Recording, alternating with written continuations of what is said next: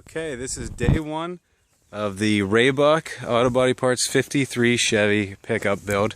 Well, will be a build. Right now it's a tear down. This is our starter vehicle. Came from here in Pennsylvania, but apparently it started its life out west somewhere, but you couldn't really tell. It's definitely seen better days.